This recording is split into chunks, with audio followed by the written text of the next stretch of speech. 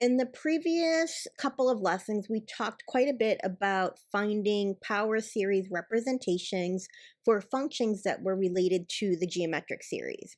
And now we're going to look at finding power representations for other functions. Now, if we consider a function f that has a power series centered at x equals a, this is what we're looking at here, okay? And these terms keep going on forever.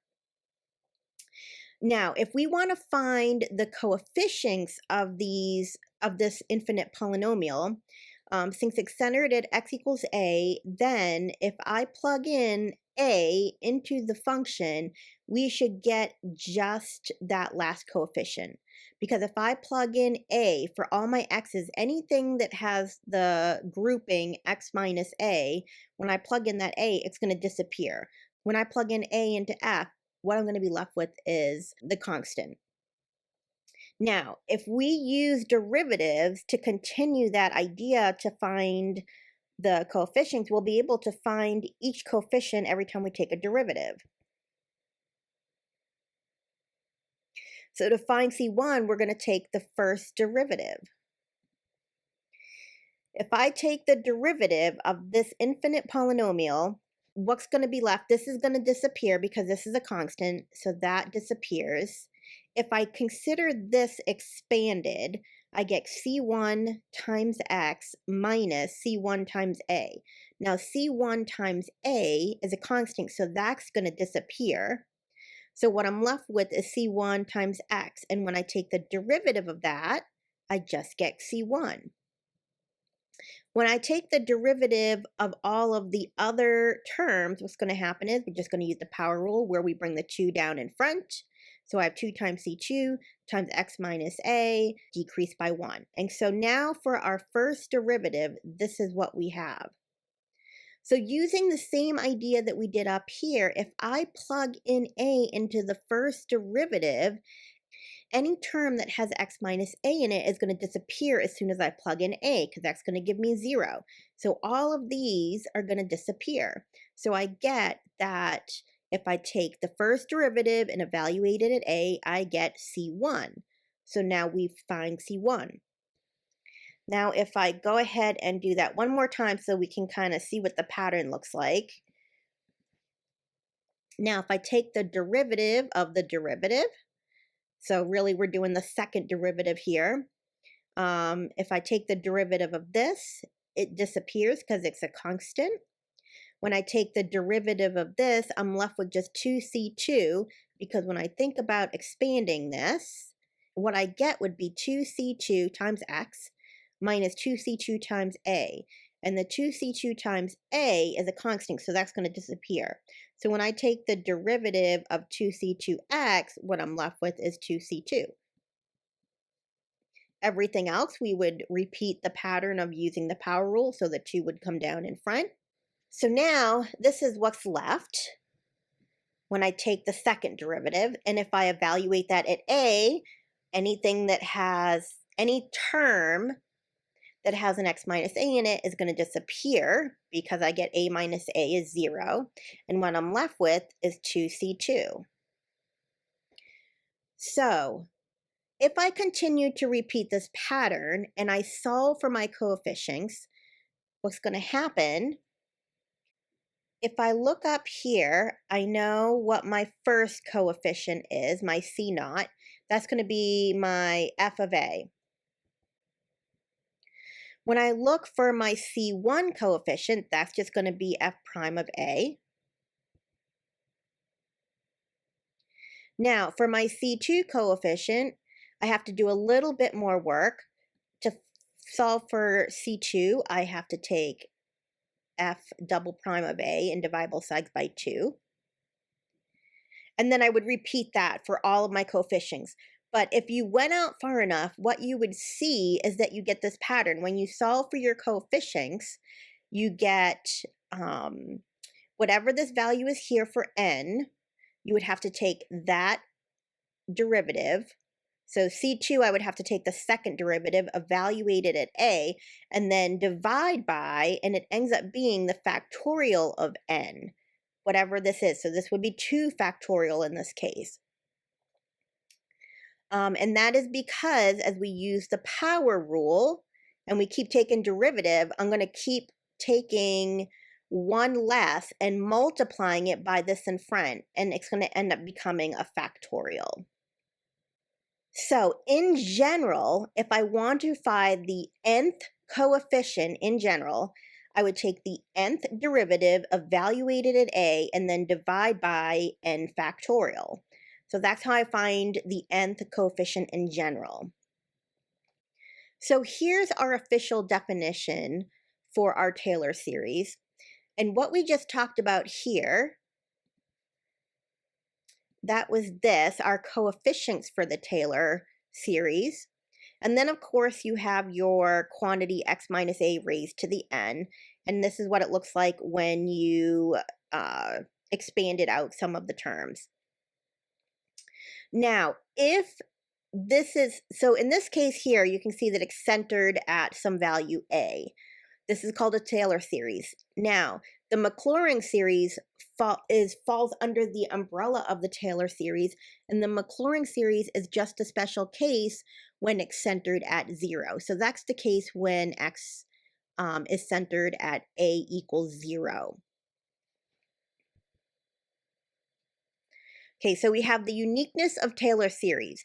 If we have a function f that has a power series centered at a, and it converges to some f on an open interval containing that center, then the power series is the Taylor series for f at that center a. We have Taylor series and we have Taylor polynomials. They're 2 different things, but of course they're related. The Taylor series is this infinite sum, this infinite polynomial here, when we expand everything out. That's the Taylor series. Now, when we talk about a Taylor polynomial, that is going to be a partial sum of the Taylor series.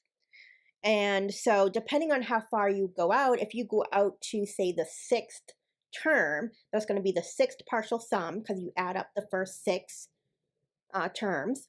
And then that's going to be called the 6th Taylor polynomial because you're going to have a polynomial that goes out to only as far as those terms. So the Taylor polynomial is a partial sum of the Taylor series. So if you have the 0 Taylor polynomial, that means you're just looking at your coefficient, okay? P1, your Taylor polynomial at 1, you're going to go out to your first x term. So you have your constant plus the next term. The second partial sum of the Taylor series, your second Taylor polynomial, is going to go out 1 more term, and it just continues that pattern, okay? The further you go out, the closer you're going to converge to that function on the interval of convergence. Okay, so here's the official definition for the nth polynomial. Okay, so if you go out to n terms, here's my 0 term, here's my first term, and it looks complicated because of this formula here, but really this is just defining your coefficient that's in front of your x minus a term. So this is what we talked about at the very beginning of the lesson, how we developed that formula to find the coefficient.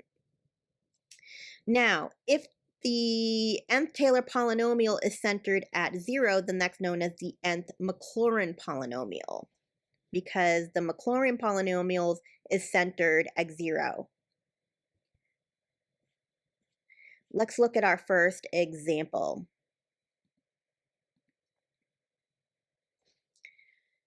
So we're going to find the Taylor polynomials P0, P1, P2, and P3 for the natural log of x at x equals 1. So it's centered at x equals 1.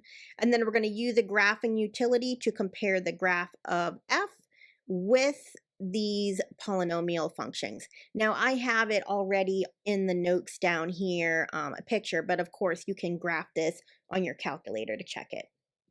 Okay, so we need to find 4 polynomials, and we need to find the coefficients for each of these polynomials. So using that formula that we developed right at the beginning of the lesson, The first coefficient, let's scroll back up real quick and look at it. The first coefficient is just the value of the function at the center. So we're just going to find f of 1 in this case because it says here that we're centered at 1. F in this case is the natural log of x centered at x equals 1. So when I find the natural log of 1, I get 0. And using our formula, remember we take the f of a and we divide it by that n factorial. So since we're looking at C0, this is going to be 0 factorial. So we get 0 over 1, which is 0. So our first coefficient is going to be 0. Now, our second coefficient, we need to find the first derivative and evaluate it at the center. So when I take the derivative of the natural log of x, I get 1 over x. And then when we evaluate it at 1, since 1 is our center, I get 1 over 1, which is 1. Then to find my coefficient, you take that derivative, evaluate it at 1, and you divide it by the n factorial. In this case, since we're doing n is 1, it would be 1 factorial. And I would get 1 over 1, which is 1.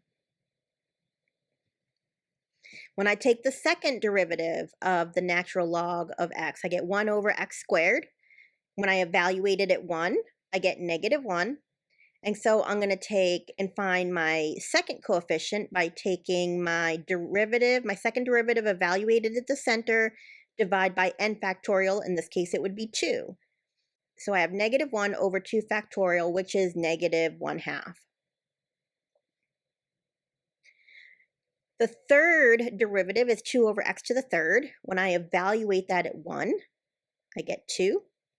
And so since we're trying to find our C3 here, I find the third derivative evaluated at the center, which we just found was 2, and divide it by n factorial, which in this case would be 3 factorial, which gives me 2 over 6, and we can reduce that to 1/3.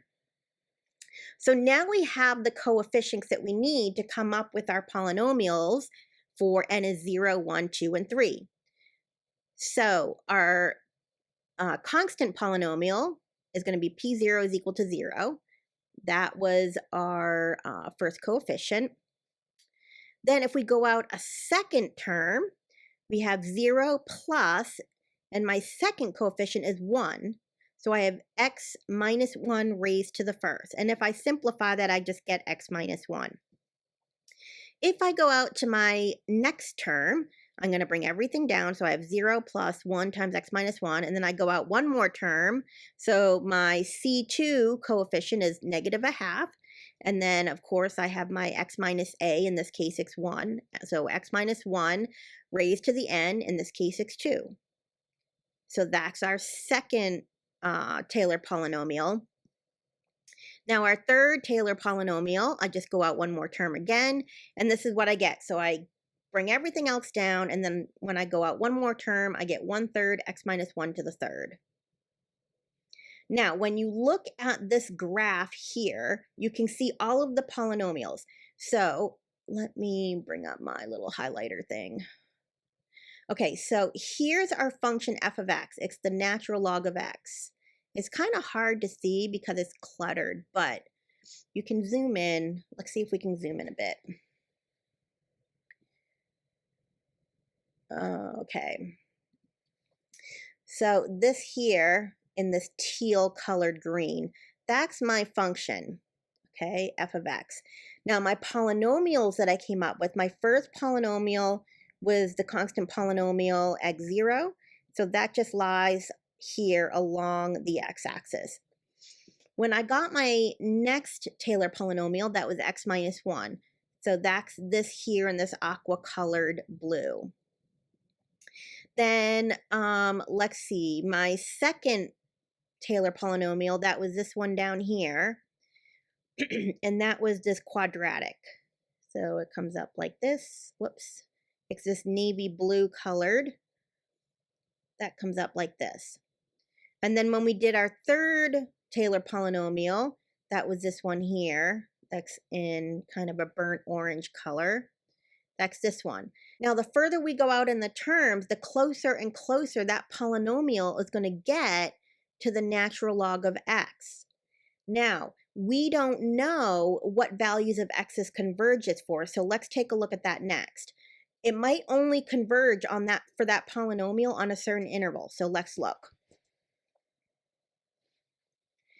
So when I find a pattern for this, the pattern that I found was -1 to the n minus 1 times x minus 1 raised to the n over n. So this was my series for this series of the Taylor polynomials. So if I wanted to write this out in infinitely many terms, this is what I would use. And again, I got that pattern by looking closely at what the pattern was for the coefficients and just made sure that it continued out with that same pattern. Now, if we want to find the interval of convergence to see on what interval do these polynomials converge to the natural log of x, we're going to use the ratio test. So I'm going to take the limit as n goes to infinity of the n plus 1 term over the nth term. Now, since we're getting a little bit better at this, I skipped the step where I actually wrote it as division, and I went straight to doing a flip and multiply. So this was the an plus 1 term divided by the an term, but I just immediately did the flip and multiply. And of course, you want to take the limit as n goes to infinity of the absolute value of that expression per the ratio test. All right, now when I clean this up and I cancel out all the terms that I can, I get x minus 1 times n over n plus 1 for my expression inside the absolute values. Now, if I look at the limit as n goes to infinity for n over n plus 1, I'm not so much concerned about this when I'm taking the limit because this doesn't have any n's in it. But I'm looking at the n's. Okay, so this is going to approach 1 as n goes to infinity. So I'm going to get the limit as n goes to infinity. I'm going to get that the limit is the absolute value of x minus 1 times 1. That's this limit here, which gives me this. Now, the ratio test says in order for this to converge, it needs to be less than 1. So I set up this inequality and said x minus 1 has got to be less than 1. And I found that when I solved that, I got the interval from 0 to 2. Now, because the ratio test is inconclusive when it's equal to 1, we're going to have to test those endpoints separately. So when we check the endpoints, if I plug in x is 0 for this and I check for convergence, so I'm plugging in x is 0 here, this is what I get, and I find that that diverges.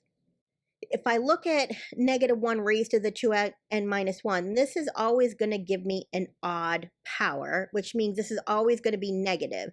So this is basically the harmonic series, but with all the negative values of that harmonic series. So it's going to diverge. Now, when I plug in x is 2 and check that endpoint, and I plug in 2 here for my x, I get -1 raised to the n minus 1 over n. This will alternate. It doesn't have to be even or it doesn't have to be odd. This is going to alternate. So we know that the alternating harmonic series does converge. So this series is going to converge at x equals 2. So when I finally write down my final interval of convergence, I'm going to put down that my interval of convergence is from 0 to 2, including 2, but not including 0. So when I look at my graph, let me zoom it back in a little bit.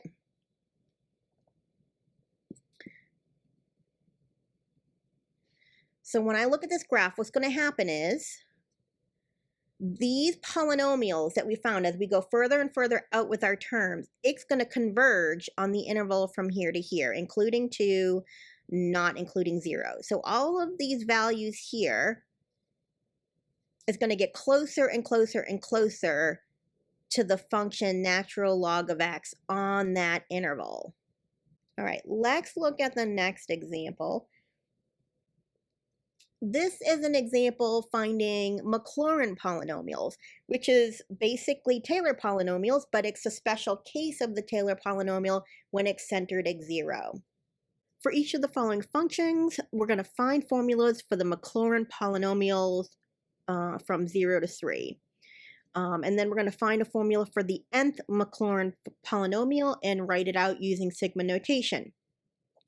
And we're going to use the graphing utility to compare the graphs, but that I just have down here in the corner, but certainly feel free to graph it yourself. All right, so the first function we're looking at for part A, we're going to find a Maclaurin polynomial for e to the x. Now this one is so nice and easy because every time we take a derivative, we get the same thing. So for each of the derivatives, I have e to the x. Because this is a Maclaurin polynomial, we know it's centered at 0. So I'm going to evaluate all of these at 0. And of course, when I plug in 0 for all of these x's, for each of these derivatives evaluated at 0, I'm going to get 1. So to find my coefficients, I'm just going to take 1 over the corresponding factorial. So for the 0 term, I'm going to take 1 over 0 factorial. For the first term, I'm going to take 1 over 1 factorial. For the second term, I'm going to take 1 over 2 factorial. And then for the third, I'm going to get 1 over 3 factorial. So these are going to be my coefficients for our Maclaurin polynomials. My first polynomial is just our constant, which is 1. That's this here. When I write out my P1, I get my constant plus the first term, which is my coefficient of 1 of x minus 0. You don't have to put that 0 in there, but I did just to remind you that we have to subtract the value of a, but you don't need to put that in there. So we're going to have 1 times x minus 0 raised to the first power. And if we clean that up a bit, we're going to get 1 plus x. For the P2, we just go out one more term. So we have 1 plus 1 times x minus 0 plus our coefficient for the next one, which was 1/2. Then I take x minus 0 raised to the second power. And so this is what we get. When I go out to P3, I bring everything down and I go out one more term and I get 1/6 times x minus 3 to the third. So here are the Maclaurin polynomials, P0 through P3.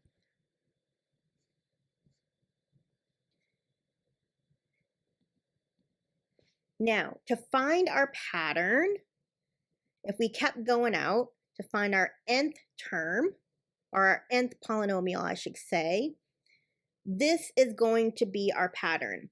We have our x raised to the power of n, and then we divide by our n factorial. That's what's going to go in the denominator. This takes a little bit of practice, and sometimes, I have to think about it for a little bit too. It takes a little bit of practice to find that pattern, but you get better and better at it. But here is our Maclaurin series for these polynomials. Now, to find our interval of convergence, again, we're going to use the ratio test. So I want to take the absolute value of my nth plus 1 term divided by my nth term, and then take the limit as n goes to infinity. And again, I skipped that first step since we're getting better at this, and I went straight to doing a flip and multiply. So here is our nth plus 1 term, and here's our nth term flipped and multiplied. All right, when I clean this up, I get x over n plus 1. When I look at just the n's, because we're taking the limit as n goes to infinity, so when I'm taking the limit, I'm not as concerned about x's. I'm looking at just the n plus 1 here. And as this gets bigger and bigger in the denominator, the whole fraction goes to 0, so I have the absolute value of x times 0. Now, the ratio test states that if this is less than 1, then it's going to converge. And so no matter what I plug in here for x, I'm going to get 0, which is less than 1. So it doesn't matter what I plug in for x. For all x's, I'm going to get a limit of 0 on this. which means it's going to converge on all real numbers over the whole interval from minus infinity to infinity for all x's. And our radius of convergence is infinity. So if you go out far enough, what that means is, let's see, let me blow this up a bit.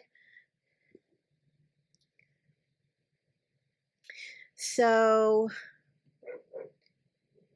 here is my function that I'm trying to approximate. So that's the e to the x. That's this in the teal color. That's this right here.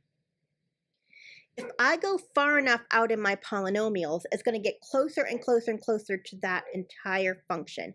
So if you want on your calculator, you can go as far out as you want to see what that looks like. And what you can do is, let me pull this up. If you go under your y equals, I was goofing around with this and I told the calculator to go out to 20 terms.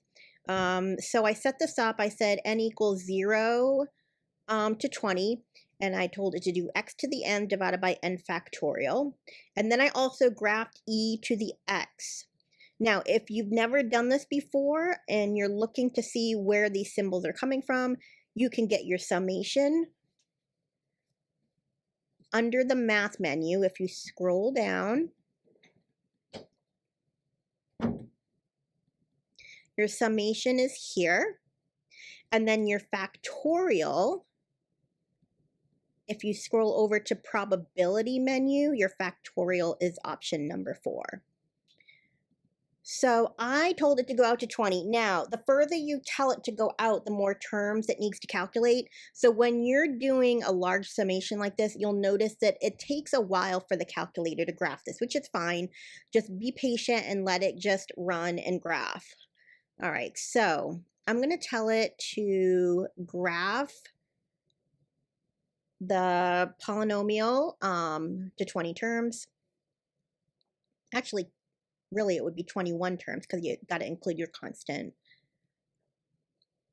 So it's graphing my polynomial that goes out 20 terms, or 21 terms. Notice this is taking a while, but it does do it. It just needs time to graph it. And the farther you go out, like I tried doing it for 50 just out of curiosity, and it worked. It just took a while to graph.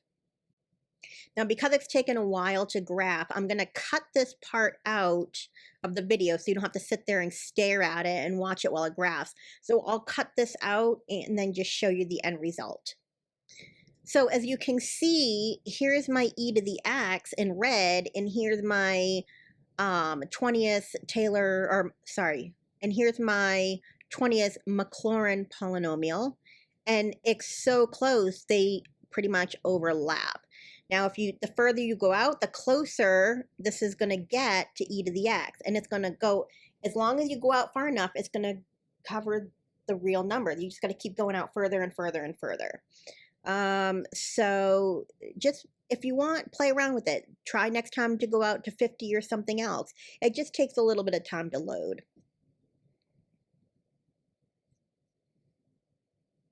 Same thing we just did for e to the x. Let's do it for sine x now. We're going to find the Maclaurin polynomials 0, 1, 2, and 3. So we got to find the derivatives for sine x. So, and then evaluate them at 0. So the first one, when you just plug it directly into the function to find your c0, we just get 0. Now when I take the first derivative, I get cosine. When I take the second derivative, I get negative sine. When I take the third derivative, I get negative cosine. And although we really needed to only go out to the third derivative, I actually went one more further because you can see that this is cyclical. It's going to come back around and start repeating again. Then when I plugged in my center, I get, for the first one, I got 0, I got 1, then I got 0, then I got negative 1, and then I got 0. So I just have to go find my coefficients now, by taking these values and dividing by the appropriate factorial. So the first one, I'm going to divide by 0 factorial, and I get 0. For C1, I take 1 divided by 1 factorial, and I get 1. For C2, I take 0 divided by 2 factorial.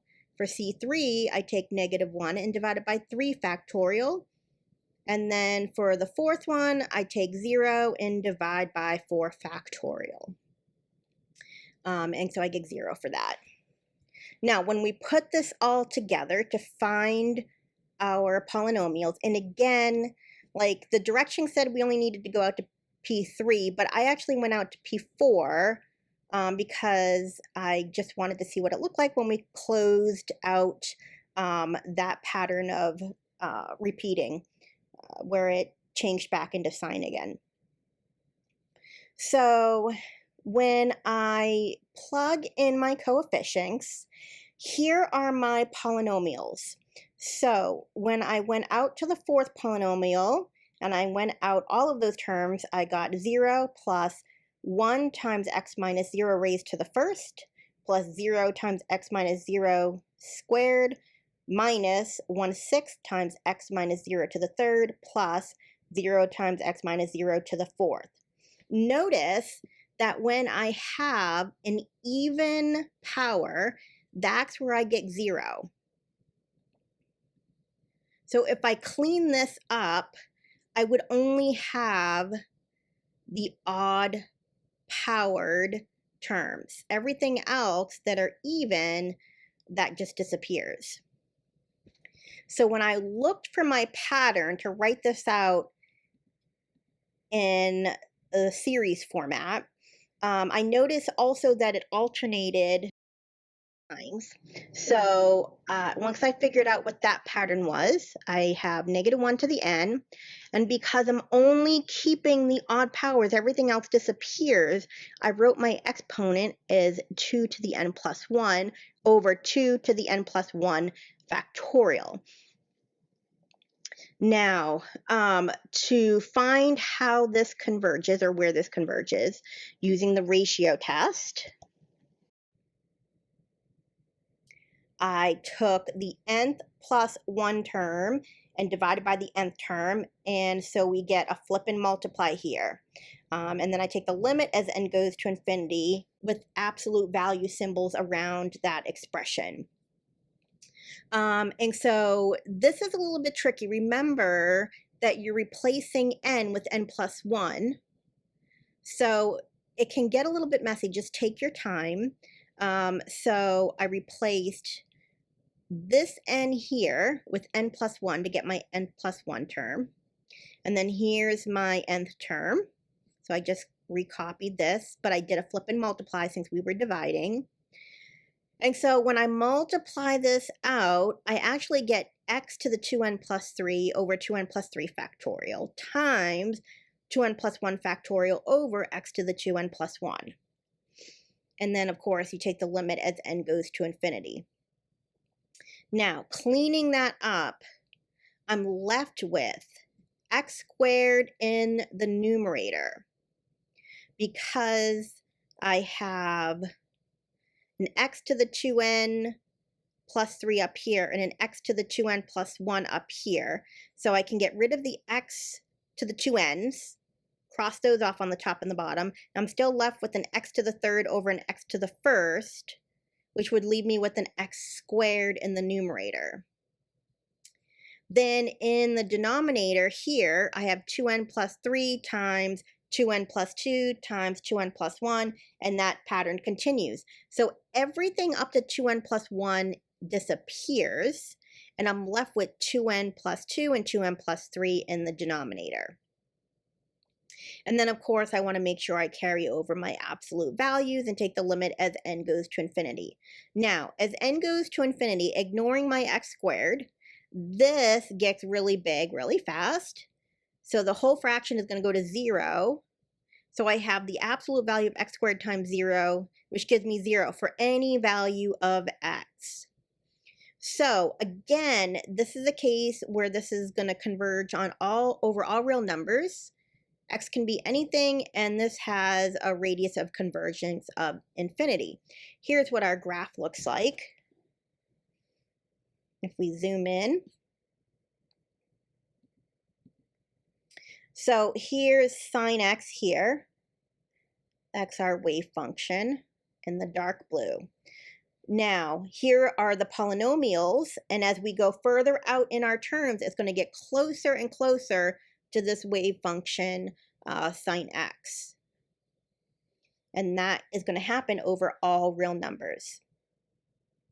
For example, part C, we want to find the Maclaurin polynomials 0, 1, 2, and 3 for cosine of x. Now, this is very similar to sine of x, so I would like you guys to pause the video and see if you can use sine x as a guide, the one that we just did, and see if you can find your Maclaurin polynomials and your interval of convergence for cosine x, and then unpause the video and I'll show in the screen, I'll show all the work and you can check it with yours.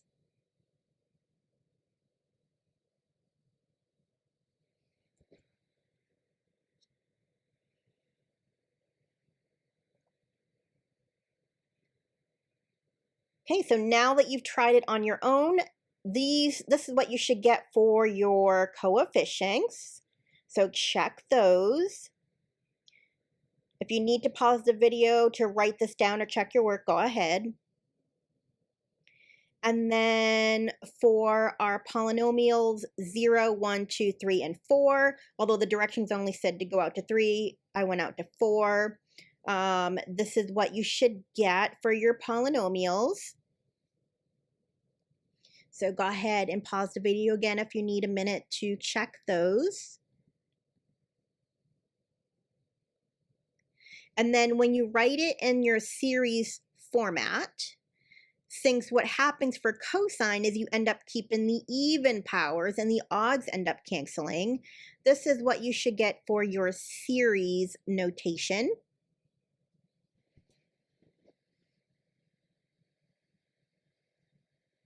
And then when you use the ratio test to find your interval of convergence, you're going to find that your radius is going to be infinity and your interval of convergence is going to be all real numbers. So check to see if you've got that. If you've made a mistake, go back and find your mistake, but this is what you should get. Now let's talk about Taylor's theorem with remainder. The most obvious thing that this is going to help us determine is how accurate our Taylor polynomial approximates the function. Now, if we keep going out to, let's say, I'm just making up some examples here. Let's say we go out to our 10th polynomial, then we go out to our 11th polynomial and our 12th polynomial. If we find the error or the difference between the actual function and these polynomials, and those differences or those errors are getting smaller and smaller and smaller, then we know that this series of Taylor polynomials is going to converge if these errors or these differences is going to get smaller and smaller and smaller and approach 0. So generally speaking, if we just look at one specific Pn, one Taylor polynomial, so here's our function that we're trying to approximate, and just generically we're calling this Pn, just some Taylor polynomial. Now, all the Taylor polynomials should cross at the center.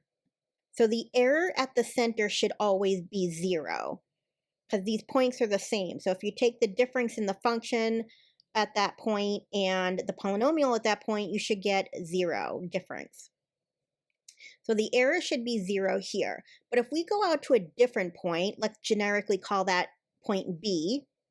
Here's the value of B on our polynomial. Here's the value of B on our function, our f of x. The error is going to be the difference between the two. So our error is going to be f of b minus the polynomial at b. And sometimes that's called the remainder, what's left over. Now, if I find the error for each polynomial going out to a certain point, the error for the 10th polynomial, the error for the 11th polynomial, and I keep going out and I find that error, that sequence of values, that should be approaching 0 if in fact we are finding Taylor polynomials that converge to this function. So let's look at the theorem for Taylor's theorem with remainder. So generally speaking, if you're looking for the error or the remainder for an nth polynomial, you're going to use this notation, Rn. So that's the error notation. And we're going to say that that's the function minus the polynomial. So whatever left over from that. If we can differentiate our function n times, then there exists a value of c. This is by the mean value theorem. There exists a value of c between a and that point that we're looking at, so that we have that the error is going to be the nth plus 1 derivative evaluated at c over n plus 1 factorial times x minus a to the power of n plus 1. Now, we don't know what that value of c is, so we're just going to say we're going to find the highest value on that interval and call that m. And then we can say that the error has got to be less than that. So this m represents the bound for that n plus 1 derivative on the interval that we're looking at. So when we're looking for an error, we want to use this to say that the error is within whatever value it is that we're looking for. And this is what we use to find that value. This example to walk through finding the error. All right, so we're going to use this function, the cubed root of x. We're going to find the first and second Taylor polynomials of f, and it's centered at x equals 8. And then we can use a graphing utility to compare these polynomials with f near x equals 8. But I have a graph of it down below here on the notes. All right, so we need to evaluate f at the center, which is going to be 2. So the coefficient of our Taylor polynomial, our C0, is going to be 2 over 0 factorial, which is 2. Then to find our C1, we got to take the first derivative, which gives us 1 over 3x to the 2/3, and then we're going to evaluate it at 8, and we get 1/12. So we're going to take 1/12 divided by 1 factorial, which gives us 1/12 for our C1. Then we got to take the second derivative. We get negative 2 over 9x to the 5/3. We evaluate that at 8, and we get negative 1 over 144. So to find our C2, we're going to take negative 1 over 144, divide by 2 factorial, and we get negative 1 over 288. So our P0 Taylor polynomial is just going to be 2, our constant polynomial. Then our P1 is going to be 2 plus the next term out, which is going to be 1/12. And then with the term x minus 8 to the first, because it's centered at 8. Then our P2 is going to be 2 plus 1/12 x minus 8. And then we're going to bring down and look at our C2. Our C2 is negative 288, or sorry, negative 1 over 288 times x minus 8 squared. So we're going to be looking at approximating this. Here's our linear polynomial. Here's our quadratic polynomial.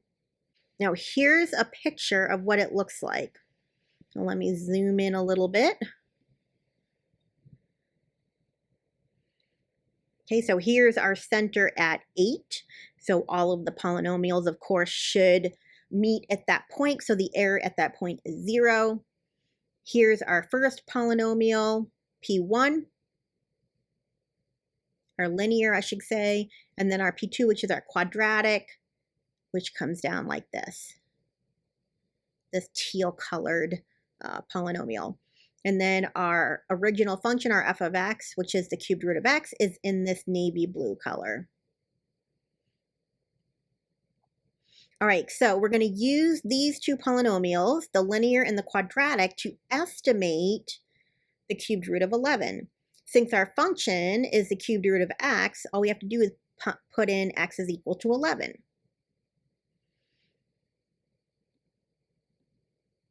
Okay, so using our linear polynomial, our P1, if I plug in 11, and then I evaluate that, I get 2.25. And then if I evaluate it with the quadratic, I plug in 11 for P2. When I work that out, I'm going to get 2.2188.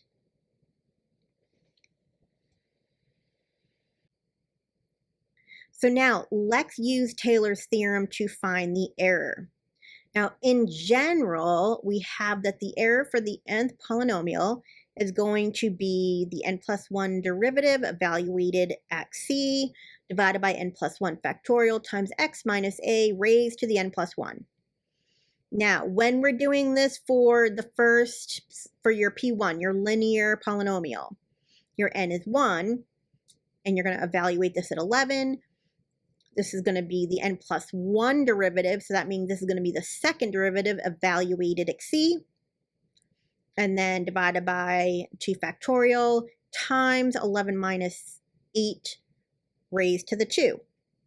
And I'm just plugging in n is equal to 1 in here.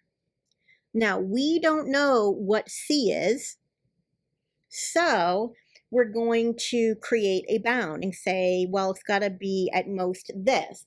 And that way we can say the error is going to be less than whatever that value comes out to be.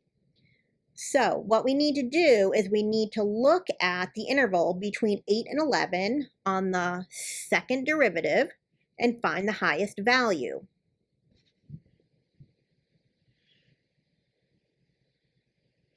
All right, so when we look at the second derivative, we get that the second derivative is negative 2 over 9x to the 5/3. Now, because we're plugging in x in the denominator, if I plug in values from 8 to 11, anything in between, including 8 and 11, because this x is in the denominator, the smallest number that I plug in there is going to give me the largest value. Now, we're not looking so much at the sign, we're just looking at the absolute value. What's the largest value? Now we're going to use Taylor's theorem to find the error bound. Here is our formula in general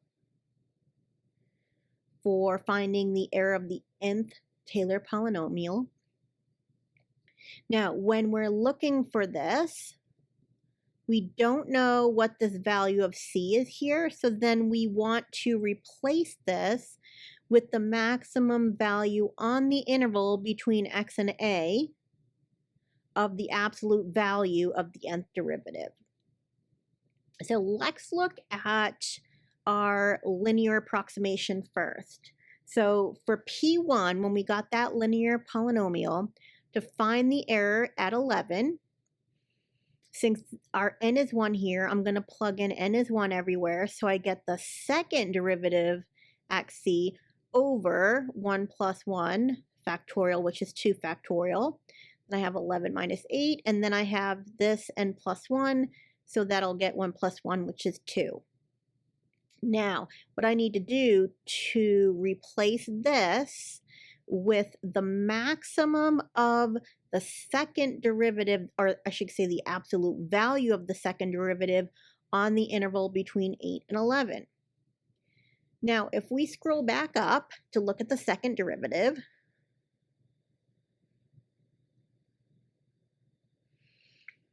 we got that the second derivative was negative 2 over 9x to the 5/3. If I want to find the maximum on the interval between 8 and 11 of the absolute value of this, because the x is in the denominator, the largest value is going to occur when we have the smallest value of x. Because the bigger this x gets, the smaller the whole fraction gets. So the value of the function gets smaller. So on the interval from 8 to 11, when x is 8, that's going to give us the largest value. Now remember, keeping in mind we're looking at the absolute value of the second derivative. So we're not going to really worry about this negative here. So we already found that value. When we plug in 8, we're going to get negative 1 over 144. And so looking at the absolute value of that, the largest value on the interval from 8 to 11 on the absolute value of the second derivative is going to be 1 over 144. So that is what I'm going to replace here with my f double prime c. That way I can see the error is going to be less than or equal to this. So when I work all of this out, I'm going to get approximately 0.03125. So the error should be within, for the linear polynomial, should be within 0.03125, which means if I go to check that, which means if I take the cubed root of 11 and subtract our approximation of it with this linear polynomial, and we take the cubed root of 11 minus 2.25, that difference should be within 0.03125. Now, using that same exact process, we're going to do the same thing for P2. So when we're dealing with P2, that means our n is 2. So now we're looking at the third derivative divided by 3 factorial, and then this power is going to be 3 instead. So what we need to do is we need to find the maximum value of the third derivative on this interval 8 to 11. And I didn't calculate the third derivative. I'll let you guys do that. But when you find the maximum value of the third derivative on this interval from 8 to 11, you're going to find that the maximum value is going to be 0.0014468. So that is what I'm going to replace this with. So we get that their error is less than or equal to this mess right here. And when we evaluate this mess, we get that it's approximately 0.0065104, which means if I take the cubed root of 11 and I subtract what we get when we approximated it with our quadratic Taylor polynomial, we got that the approximation was 2.2188. So if I take the cubed root of 11 and I subtract this value here, the difference, which is the error, shouldn't be more than 0.0065104. I want to point out, all we did here was we found the error for P1 and the error for P2. If we kept going and we found the error for P3, P4, P5, we should be getting errors that are smaller and smaller if these polynomials are truly converging to the function. The error should be getting smaller and smaller and smaller, and that sequence of the values of the error should be approaching 0. So notice here, when we found the error for the first polynomial, for P1, we found that the error was 0.03125. When we found the error for the second polynomial, our P2, we found that that error was much smaller. If we went out and did P3, P4, P5, these values should become smaller and smaller and smaller. And as we go further out in our terms and approach, these errors should start approaching 0. All right, so now we're going to practice some more. We're going to find a Maclaurin polynomial for sine x. And then in part B, we're going to practice with errors again.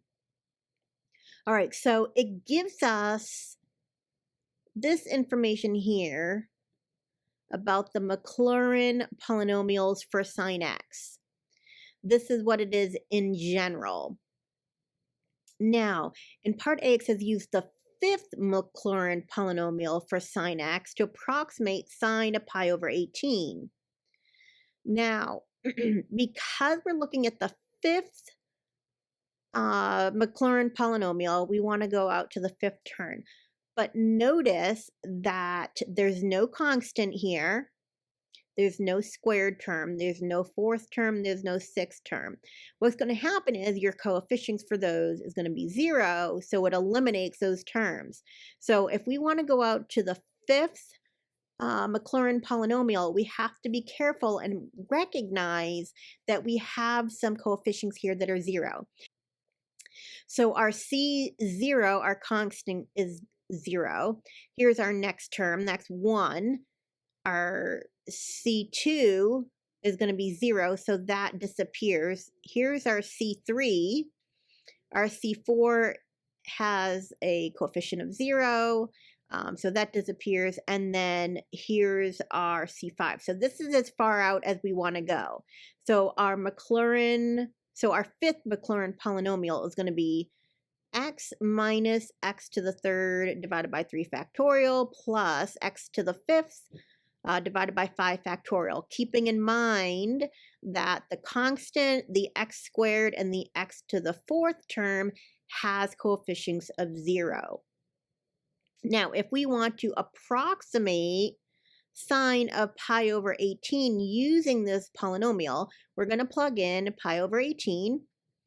And when we calculate that, we're going to find that it's approximately we're going to find that sine of pi over 18 is approximately 0.173648. Now, if you want to determine how close that is, you can actually find on your calculator the sine of pi over 18 and compare it to this value here. And you'll find that it's pretty darn close. Now, in part B, we're going to look at some stuff with error. It says, for what values of x does the fifth Maclaurin polynomial approximate sine x within an error of 0.0001?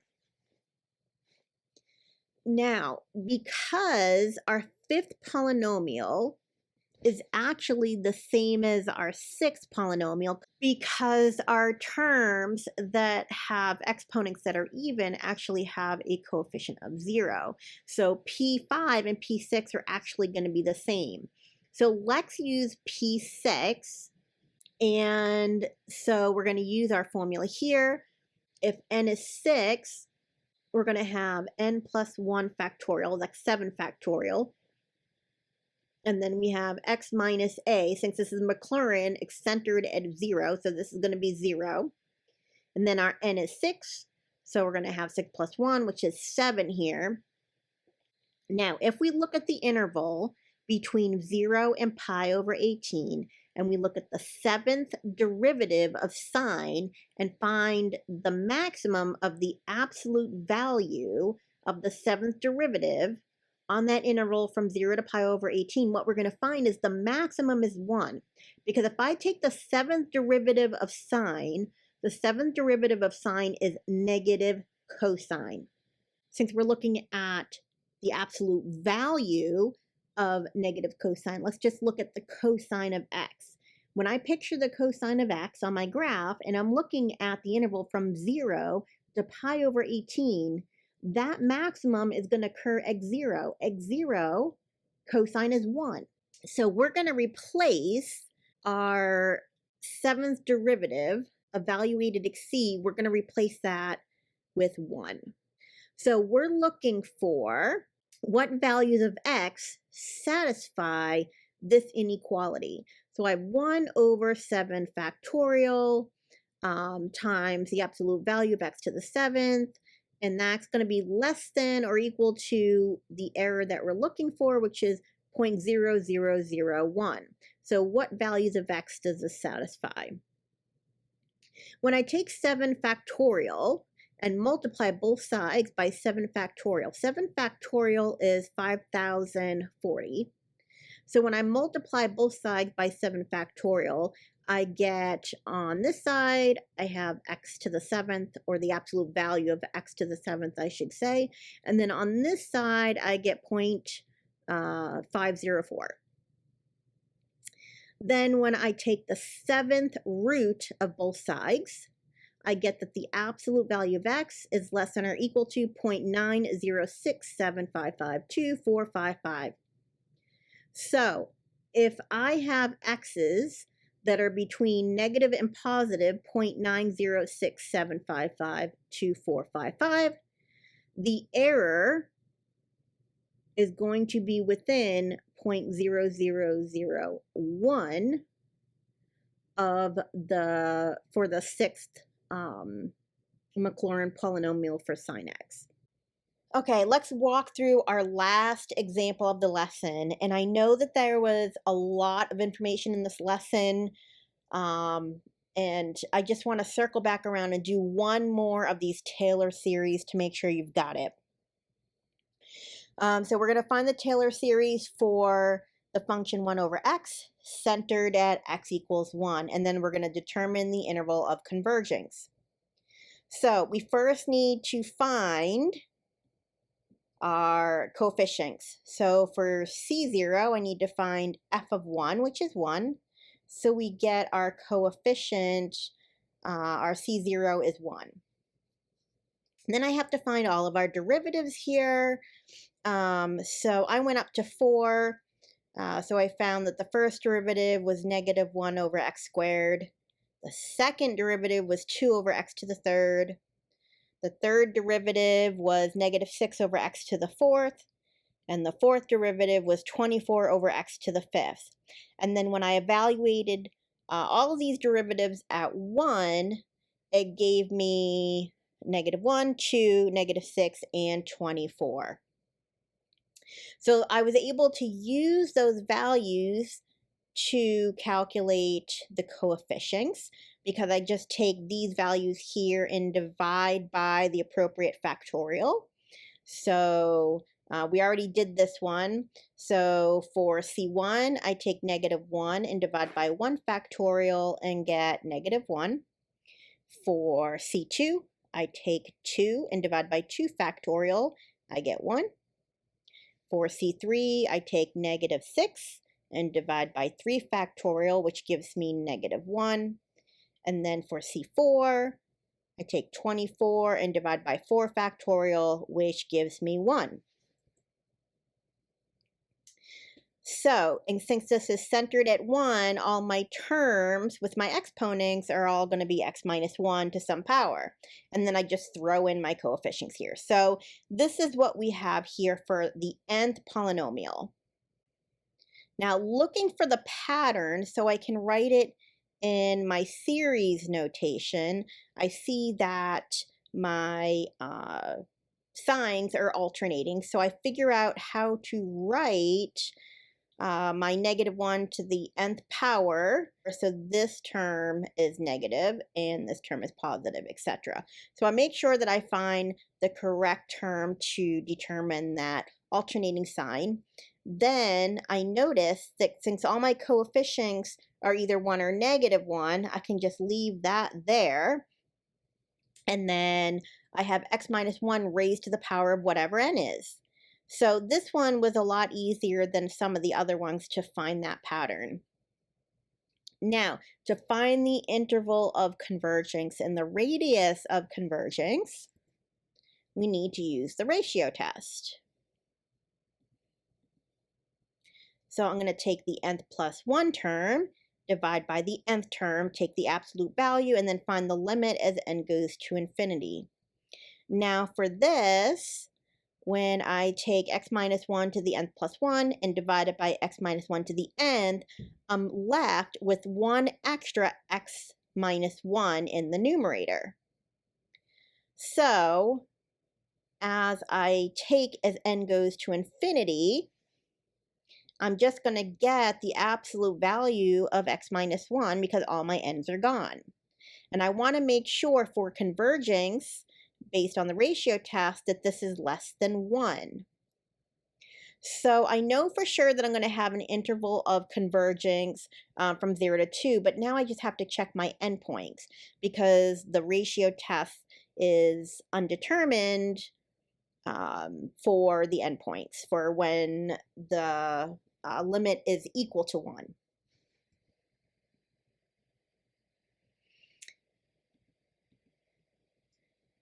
So when we check our endpoints, I'm going to check 0 and 2. When I check when x is 0 and I plug 0 in, where is it? Here it is. When I plug 0 in here for x, I get -1 to the n times -1 to the n, which gives me -1 to the 2n. Now, because this is going to represent an even power every time, that means this is going to always be a positive 1. So this series is going to end up being, when x is 0, just the sum of n equals 0 to infinity of 1. So we're going to take 1 plus 1 plus 1 plus 1 infinitely many times. So that tells me that this diverges. So we're not going to include the endpoint x equals 0. Let's check the endpoint x equals 2. So when I plug in 2 here, I get 2 minus 1, which is 1. 1 to the n, which is just going to be 1 all the time. So when I simplify that series, I'm going to get n equals 0 to infinity of the alternating values of -1 and 1. So that's going to also diverge. So in this case, our interval of convergence is not going to contain either 0 or 2. So we're just going to leave it as the open interval from 0 to 2 for our interval of convergence.